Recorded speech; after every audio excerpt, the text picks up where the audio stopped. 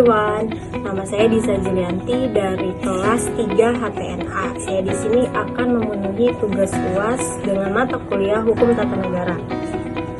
Sebelumnya saya di sini akan menjelaskan hukum tata negara secara istilah. Istilah hukum tata negara. Hukum tata negara secara istilah, hukum tata negara pada dasarnya merupakan hukum yang mengatur organisasi kekuasaan negara beserta segala aspek yang berkaitan dengan organisasi negara tersebut.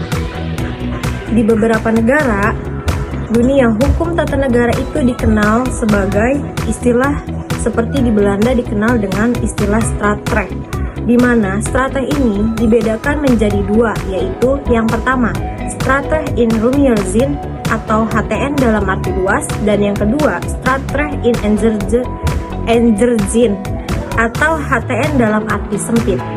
HTN dalam arti luas meliputi hukum administrasi negara dan hukum tata negara dalam arti sempit meliputi hukum tata negara.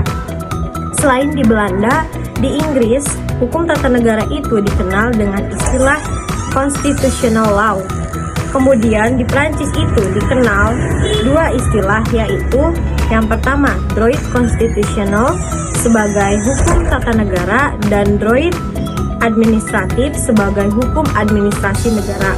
Sama seperti di Prancis, Jerman juga menggunakan dua istilah. Yang pertama tentang hukum itu, hukum tata negara dikenal dengan istilah yang pertama Verfassungsrecht sebagai hukum tata negara dan Verwaltungsrecht sebagai hukum administrasi negara.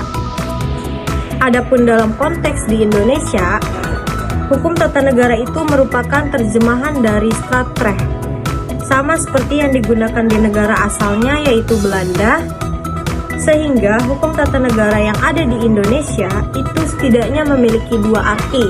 Yang pertama, hukum tata negara dalam arti luas, dan yang kedua, hukum tata negara dalam arti sempit. Yang pertama, hukum tata negara dalam arti luas terdiri dari hukum tata negara dalam arti sempit dan hukum administrasi negara. Sedangkan hukum tata negara dalam arti sempit terdiri dari HTN saja. Terima kasih.